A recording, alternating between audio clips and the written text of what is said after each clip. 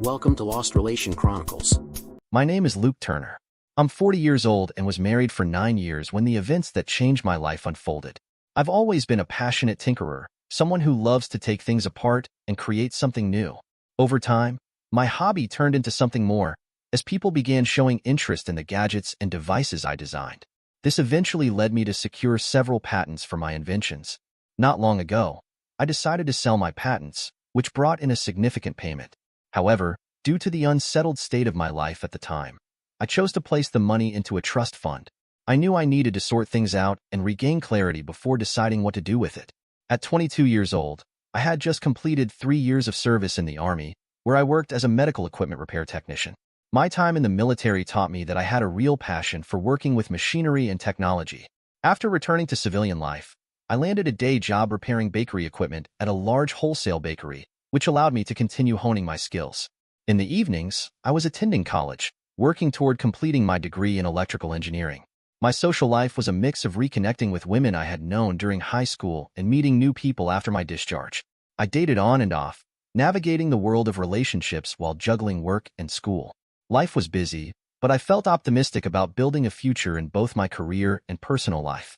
It was a typical Friday night, and I found myself at a local lounge nursing a beer while people watching. The crowd buzzed with energy, and as I scanned the room, my eyes landed on a familiar face. Nora Hayes, a colleague from work. She was seated in a booth designed for four, chatting with 2 other women. The bar area was crowded, with people standing and waiting for seats to open up. Not wanting to linger awkwardly, I decided to approach Nora's booth. I greeted her with a friendly smile and asked if I could join them. Nora glanced at her companions, and after a brief exchange, they nodded in agreement. I slid into the booth and introduced myself to the group. Nora kindly took the lead, introducing her 2 friends, Emma Foster and Sophia Bennett. From the moment Emma spoke, I found her engaging and genuinely interesting. Her presence left a strong impression on me. Sophia, on the other hand, gave me a different vibe. It wasn't that I disliked Sophia. There was nothing outwardly unpleasant about her. She wasn't rude or unfriendly, and she certainly didn't say anything offensive. However, something about her demeanor just didn't sit well with me. There was an intangible disconnect, a sense that we simply didn't click. It wasn't personal, just a matter of chemistry, or the lack thereof. Emma shifted over, making room for me to slide into the booth beside her. Across the table, Nora and I dove into a lively exchange, catching up on the parts of our lives that didn't revolve around work. Meanwhile, I made an effort to engage Sophia in the conversation, but no matter how I tried, it felt like we were speaking entirely different languages. Emma, seated next to me, observed the dynamic with quiet attentiveness. As my attempts to draw Sophia out fell flat, Emma suddenly stood up, announcing that she needed to use the restroom. Without hesitation, I shifted to let her out, and in typical fashion when more than one woman heads to the restroom, a full-blown committee meeting ensued. Before I knew it, I was left alone in the booth, their handbags casually entrusted to my care. After what felt like an eternity, the women returned from their conference. Nora came back first, gathering both her bag and Sophia's. She gave us a quick update, leaning in slightly. "Sophia's not feeling well," she explained, her voice apologetic. "I'm going to take her home." With that, she ushered Sophia out, leaving Emma and me to process the sudden change in plans. That left me with Emma and a very awkward few moments. I asked Emma if she wanted to leave or for me to leave. She said no. She then thanked me for trying to talk to Sophia. It seems that Sophia caught her fiancé sleeping with an old girlfriend and was at least temporarily mad at all men. We ended talking the rest of the evening as if there was no one else in the place. After a couple of hours of beer and pizza, I talked Emma out of her phone number and promised to call her. As we were leaving, I offered her a ride and was turned down. She had her own car there. She had not ridden with Nora. I called Emma the next day and we set up a date for the next weekend. We went to a play at one of the local theater group venues. Emma had never seen a live play before and was an instant fan. After the play, we went for a late dinner. Dinner was great, and it led to more dates. After a couple of weeks, we dated exclusively until I got my degree. I found a job with a local electrical contracting company as an assistant engineer.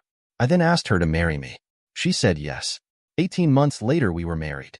Sophia was the maid of honor and Nora was the bridesmaid. It was a wonderful wedding, and the reception was a lot of fun. As I said before, I had been a tinkerer since my high school days, and I had several bakery and commercial restaurant equipment patents that the industry liked. I created a company to handle all of that while I was working as a construction electrical engineer. I had set it up so that all that money was placed in a company account, so I had something that was just mine. Through the company, I managed to secretly purchase the house we were renting. Things were going great for about 2 years. I was promoted to lead engineer on a major construction project. Emma had found a new job at an office in the local neighborhood. She thought that as we were now financially stable, it was time to start a family. We tried everything we could to get her pregnant. Nothing worked. After 3 years, we finally went to a specialist and found out that probably because of an injury I had in the service, my sperm count was extremely low, and what sperm I was producing was not motile. Emma went into a funk, and our sex life was turned off like a light switch had been flipped. I put up with it for 6 months or so, and finally had enough. I sat down with Emma and said to her, "Emma, I am moving out. You obviously do not want any intimacy with me anymore. It is not my fault that I am infertile. If kids are more important to you than our life together, then maybe we should divorce." Emma started sobbing. "I don't want a divorce. I don't want you to leave. I am just so disappointed that we won't have kids that I forgot the fact that you are my life mate. Please don't go. I will try to be better." "That won't work. Your trying to be better is as much a problem as we have now. I don't want you to try. I want you to want to be better. I won't be far, and if you need me to do something for you, you can call me. I would suggest that we seek marriage counseling. If you don't want that, then you need to get counseling for yourself." I continued, "Emma, you are the sunlight and stars for me. I wanted to have a family with you. When I found out that I can't father children, I was hurt. But seeing you hurt is more than I can put up with. We will adopt children if that would make you happy. We can check fertility clinics about enhancements that might help. I just cannot go on sleeping next to a refrigerator as you have been for a while. When I try to hug you, you either back away like I am going to harm you, or you are just like hugging a post. When was the last time you just kissed, hell, even spontaneously even smiled at me? I love you with my very being. I am not leaving just because we haven't made love, and I can't be near you when the pain you are in is causing me so much pain." I finally wound down from my spiel. Emma was silent for a minute or two, then asked, "Where will you go? What will you do? When will you come back? If you're gone, how will you know I've gotten better? Please don't leave. To answer your questions, I will be right here in the city. I will keep working. I will not abandon you. I love you. I have to leave. Seeing you hurt like this is causing me so much pain that I am afraid that it will turn into anger. My mother has told me I could stay in the apartment over her garage. Your mother and dad have offered me an apartment in their building. I won't be far. Please, please get some help. I can't take this hurt you are causing me. I will be back when I can see that you love me enough to not shudder when I touch you." She just dropped her head, sobbed, and then snapped and screamed at me. "Find you a hole. Leave when things get tough. Just go. I will see a lawyer before I go to a goddamn shrink. Just go." This tirade was from the mouth of a lady that would not say piss if she was drinking it. I was shocked. I got up and walked to the bedroom and started packing my stuff. As I was packing, there were more than a few tears. I loaded up my car and my small trailer that we used when we went camping. It was not even a quarter full, but I was hoping that I would not be away long. I drove the 20 minutes that it takes to get to my mother's house and started unpacking. About 2 hours later, Mom came up and told me Emma was on the phone. I told her, "Please take a message or have her call my cell phone." After that final tirade, I don't think I want more right now. I continued, "Mom, I'm sorry you were put in the middle of this. I love that woman to pieces, and yet I can almost catch a cold from trying to just get a kiss. I know you probably don't want to know, but we have not made love or just plain sex since we found out I am sterile. I know Emma wants a family. I offered to get a divorce if it would make her happy. I am at a loss as to what to do. I am hoping that my moving out will be enough of a shock to force her to see her own hurt. If it doesn't, I may be here for a long time." I told Mom good night and went to bed. At work the next day, 2 detectives showed up at the construction site and they asked to talk to me. They said that they were following up on the burglary at my house last night. I was stunned. They explained that apparently someone tried to force a basement window last night about 3 a.m. My wife called the police, and when the sirens got close, whoever it was chased off. They asked me why someone would want to burglarize my house. I explained to them that I had several gadgets that I have invented and some that I am working on. I told them that I had moved out temporarily and that I would go home tonight and check things out. The detective then dropped the bomb. "Sir, we have had to take your wife into the hospital. It looks like she had a psychotic episode. She is in no danger, but the patrolman who responded to the call said she was hysterical. She is now at the psych ward at City Hospital. The man who she was with was told by her to leave the house. I will get right over there to see her. Don't worry about my stuff. That is not worth one hair on her head." I went on, "Thank you and thank all the officers involved. I will do what I can to fix the problems." The fact a man was with her did not register until later the next day. When I got to the hospital, I was told that I was on the excluded visitors list. I would not be able to see Emma. I asked who made up the exclusion list. I was told Emma made some and the doctors made some. They told me that my wife put me on the excluded list. I was pissed. I decided then that that was the last straw. I went back to the apartment. I sulked for about an hour and then decided to be proactive. First, I called the hospital and asked to talk to the doctor. He called me back almost immediately and told me I was also excluded from getting any medical information. More pissed, I called Emma's parents and told them what was going on. They said they were not in agreement with Emma's stance. They promised to keep me informed. I explained what had happened over the last few days. I also told them that Emma's actions have caused me to think I was right to move out. I let them get back to whatever they were doing and then called my mother. She had worked as a paralegal until she retired. I asked her for her best choice for a divorce shark. I explained that Emma was shutting me totally out of her life, so maybe my actions will force her to seek help. I said that maybe if we divorce, she can have the children she is fixated on. She reluctantly gave me the name of Ryan Blackwood. I thanked her and let her get back to what she was doing. I then called the police and asked for a copy of the police report for my insurance. I was told it would be available in a half hour, but needed to be picked up in person. No electronic transfer was legally allowed. I picked up the report, and several things seemed to be wrong. The window that was broke was only 6 inches high by 24 inches wide. No one would be able to get through that space. Then, there were only very small footprints, noted as possibly female or child, in the dirt around the window. Then the final thing was that Emma was not the only person in the house. The other person was a man, at 3 a.m., by the name of Samuel Carter. They were both dressed only in robes. The name sounded familiar, but I could not remember where I had heard it. The report stated that neither occupant had seen who had tried to break in, and that the female occupant was extremely agitated about the fact that both names would be in the police report. Finally, the man in the house comment registered. I then called Emma's work, and the phone was answered by a man named Samuel. I quickly said, "Sorry, wrong number." Now I remembered where I had heard the name. Samuel Carter was a sales associate at the office where Emma worked. I had met him once when she first started working there. I also remembered that his wife was the company owner. What was he doing in my house at 3 a.m.? The next day, I called Ryan Blackwood and was surprised to hear that Ryan was a she. I made an appointment for later that day. I then called work and told them my assistant could handle anything, but I was taking the rest of the week as personal time. My boss called almost immediately and insisted that I report to work ASAP. I faxed my resignation less than 15 minutes later. He called back and apologized and granted the time off. Then I thought about it and sent a second resignation. No more calls from work. When I got to Ryan's office, I asked for a divorce filing and a suit against the office that Emma and Samuel worked at. I also asked for a possible eviction notice, as the house was owned by my company and Emma had no stake in that company. We were renting it from the company that I had set up to market my patents and gadgets. I explained that I had a police report that showed that Emma had a man at the house at 3 a.m. I also explained that I had temporarily left because of some problems with us. The man was there the same night that I left. Ryan told me that as Emma was under a 14-day mandatory hospitalization and that my insurance was paying for her hospitalization, she would void the medical information blackout or I would not authorize payment. She thought that I should immediately move back into the house. I should also cancel all joint credit cards.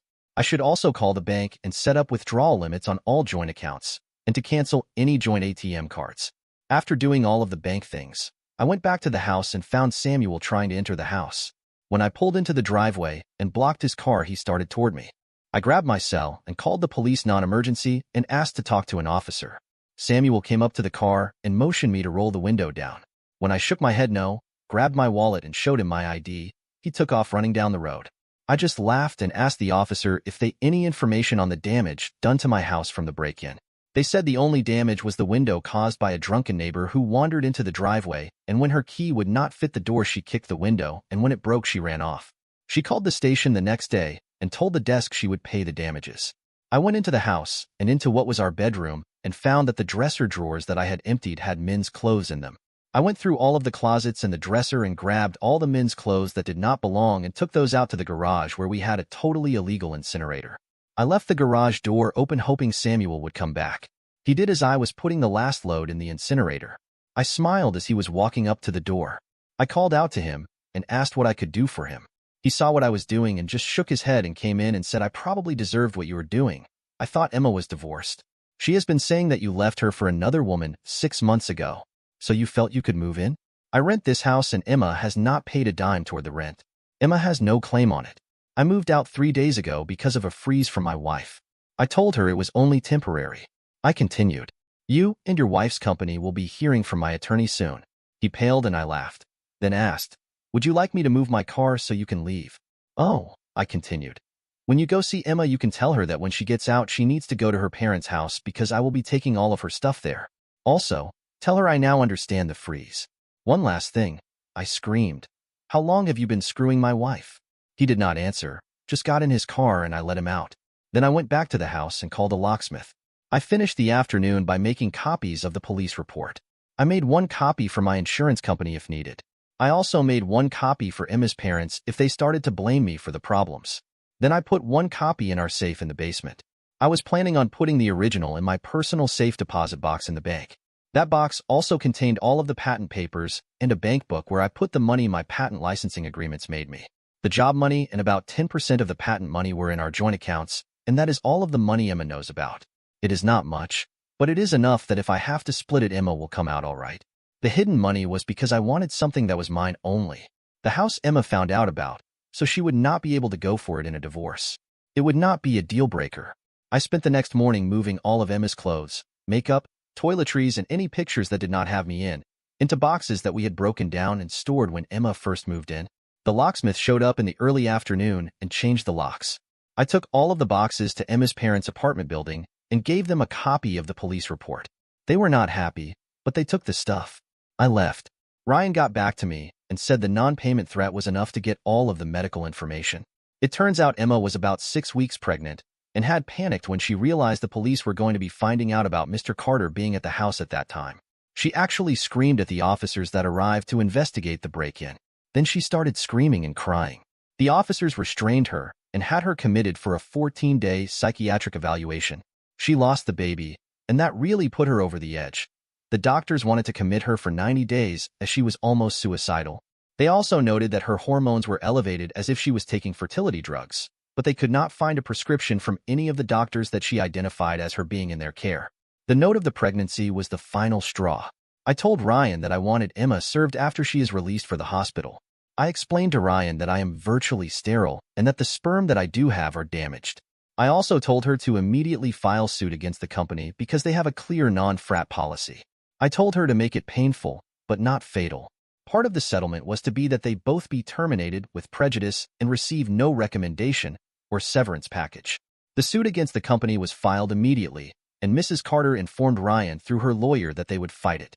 Ryan told the other attorney that we had proof of unprofessional conduct by both of them. She did not bring up the pregnancy, but did mention the police report of Samuel being in the house at 3 a.m. Their attorney told Ryan he would get back to them as his client never mentioned that fact. Ryan said she may not have known. At the mention of her, the lawyer told Ryan he would recommend a settlement. When the lawyers got back together, the settlement was reached. I got a decent amount of money and Samuel and Emma were both fired. Samuel's wife filed for divorce based on the police report. Samuel had told her he was visiting a customer site and had been there that night to get an early start. I got all of that from one of the office people that Emma worked with. Emma walked out of the hospital before the commitment papers were filed. She was served on the sidewalk outside the hospital. She disappeared, and I didn't hear from her for over a year. She did sign and return the divorce papers, but she asked for nothing from the marriage, not even the split that she was entitled to. Almost 15 months after the divorce was final, I received an apology letter from Emma. It was postmarked from a small town in Montana. She did not give any details of her life after the divorce. The letter was just an apology for the pain she caused me. Samuel had a run-in with a baseball bat the day after I got the apology from Emma. It seems that he had seduced the wife of a made man while he was in New York. I almost felt his pain. Dear listeners, please share your thoughts in the comments section below and don't forget to like, share, and subscribe.